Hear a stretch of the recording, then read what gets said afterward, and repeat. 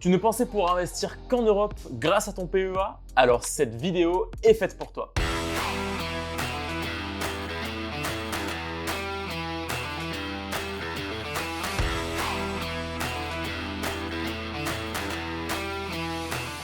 Salut à toi et bienvenue dans cette nouvelle vidéo, c'est Romain de Phoenix Institute pour la chaîne Finance. Aujourd'hui, je te présente une astuce méconnue pour investir dans les marchés étrangers grâce à ton PEA. Alors, avant toute chose, pense à t'abonner et à nous laisser en commentaire des idées de futures vidéos YouTube que tu aimerais qu'on aborde, ou des idées de thèmes de vidéos YouTube que tu aimerais qu'on aborde.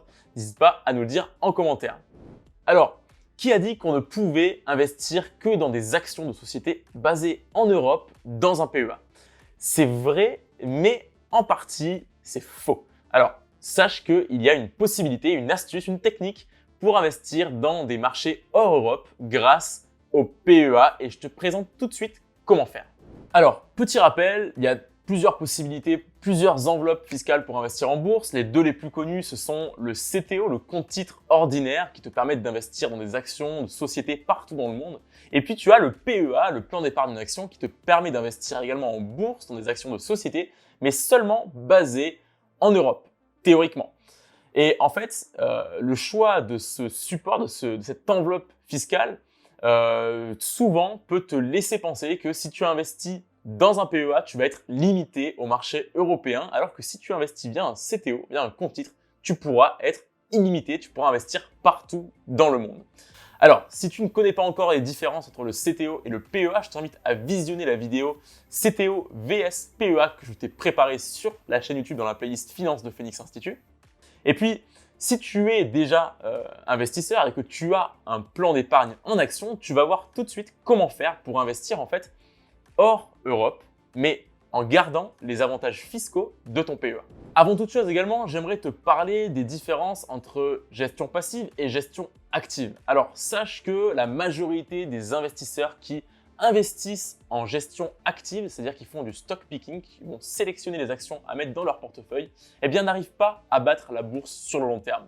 Et puis, il y a d'un autre côté les investisseurs qui investissent de manière passive par le biais notamment d'ETF, on y reviendra juste après sur ce qu'est un ETF, eh bien ces personnes-là, ces investisseurs-là, ils vont eux tenter plutôt de répliquer la performance globale de la bourse, du marché de référence. Alors sache que c'est une approche beaucoup plus simple et beaucoup plus efficace pour investir en bourse, qui est celle en fait d'investir par le biais d'ETF en gestion passive, et que la gestion active présente beaucoup plus de risques et est beaucoup plus compliquée à mettre en place. Alors, sache que si tu commences à investir en bourse, je t'ai préparé une vidéo YouTube, un mini guide pour commencer à investir en bourse si tu es débutant, dans lesquels j'aborde tous ces sujets-là.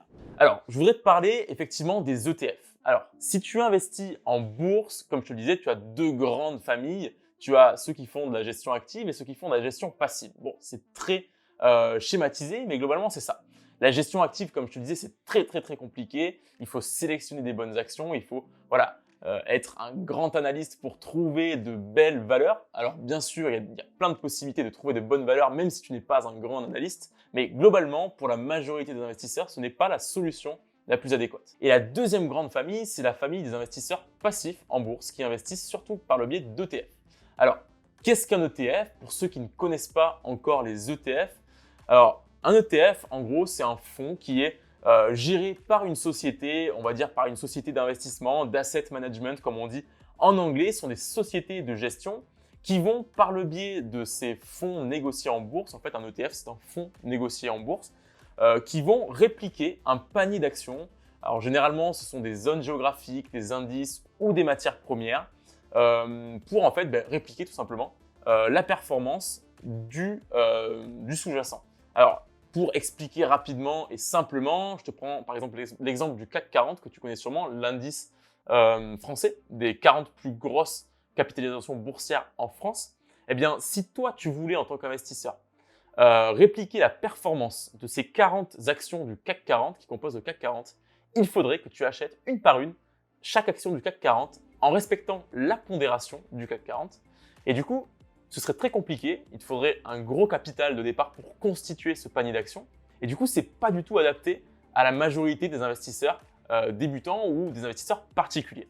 Eh bien, sache que grâce à des ETF, En fait, ces sociétés, ces fonds de gestion vont pour toi acheter ces 40 actions du CAC 40 et du coup te permettre d'investir dans le CAC 40 sans devoir acheter une par une les 40 actions du CAC 40.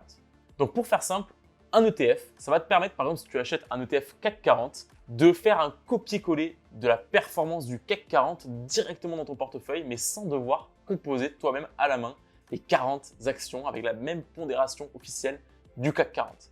Donc c'est un gros avantage pour les investisseurs en gestion passive et surtout les frais sont ultra faibles. Alors il faut savoir qu'il y a deux types d'ETF. Tu as ce que l'on appelle les ETF physiques, donc à réplication physique. Là, en gros, le gestionnaire du fonds qui commercialise l'ETF va venir lui-même acheter les actions du CAC 40, pour reprendre l'exemple de tout à l'heure, va lui-même acheter les actions et avec la bonne pondération, en fait, il va vouloir répliquer officiellement le CAC 40 en achetant les actions du CAC 40 et toi, il va te vendre une partie de son fonds, une part de son fonds. Ça, c'est les ETF à réplication physique. Et ensuite, tu as ce que l'on appelle les ETF à réplication synthétique. Alors, pour te faire un schéma simple, il faut imaginer deux entités financières qui investissent toutes les deux en bourse sur les marchés financiers. Une entité financière va vouloir commercialiser un fonds, par exemple, ou disons un indice, par exemple le S&P 500 aux États-Unis. Et en fait, elle ne va pas directement acheter les 500 actions qui composent le S&P 500 avec la bonne pondération, etc. Mais elle va acheter des actions par exemple d'autres entreprises sur son territoire. Par exemple, si c'est une société française, un fonds français, elle va acheter des actions françaises. Et puis la deuxième institution financière, on va dire, qui intervient dans ce schéma-là, va, elle, acheter d'autres actifs, peu importe où. Et en fait, l'idée du swap, ce qu'on appelle le swap, en fait, les deux institutions vont ensemble contracter un contrat, ce qu'on appelle un contrat swap. Et en fait, elles vont switcher la performance de leurs actifs. C'est-à-dire que la première société qui investit par exemple dans des actions françaises va switcher la performance, va swapper sa performance avec la performance du coup de la deuxième institution financière. Et c'est par ce biais-là que on arrive aujourd'hui à échanger la performance par exemple d'actions françaises avec une performance d'autres actions qui va venir coller parfaitement au rendement, par exemple, du S&P 500. Et c'est grâce à cette manière-là que, aujourd'hui, des sociétés françaises peuvent aujourd'hui proposer à la vente des fonds négociés en bourse, des ETF éligibles au PEA, et oui, puisqu'elles auront acheté des actions de sociétés françaises ou européennes, et par le biais du swap, elles vont obtenir un autre rendement d'une société tierce qui aura elle-même répliqué par exemple le rendement du S&P 500. Donc on reste dans le cadre d'éligibilité du PEA, mais on investit dans un indice S&P 500. Donc voilà, c'est de cette manière que grâce à des ETF synthétiques, aujourd'hui, on retrouve sur le marché des ETF éligibles au PEA qui sont investis par exemple dans le S&P 500 ou dans le Nasdaq ou peu importe, même des indices mondes, alors que théoriquement, avec un PEA, on serait limité à des actions ou en tout cas à des parts de sociétés basées en France ou en Europe. Donc c'est une solution qui est très intéressante. Après, attention, les ETF à réplication synthétique, disons, font apparaître certains risques, tout comme l'investissement en bourse de manière générale. Donc je t'invite vraiment à faire tes propres recherches. Ça peut être une excellente solution pour investir en bourse, notamment sur les marchés américains par le biais d'un PEA, tout en profitant du coup des avantages fiscaux liés au PEA, mais en bénéficiant du dynamisme de marchés, on va dire, étrangers. Donc voilà, c'est une des solutions qui s'offre à toi pour investir à l'étranger.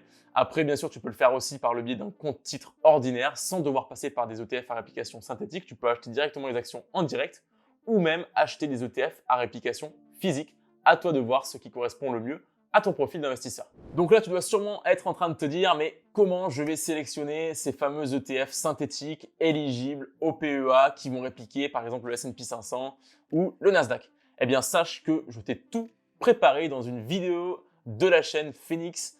Je te mets le lien en haut ici pour que tu puisses y accéder. Je t'ai préparé du coup un tableau, une vidéo où je te présente un tableau en fait des meilleurs ETF éligibles au PEA. Et parmi ces meilleurs ETF éligibles au PEA, bien sûr, je te parle d'ETF S&P 500, ETF Nasdaq, Monde et marchés émergents. Donc, je t'invite vraiment à visionner cette vidéo si le fait d'investir via ton PEA dans des marchés étrangers t'intéresse.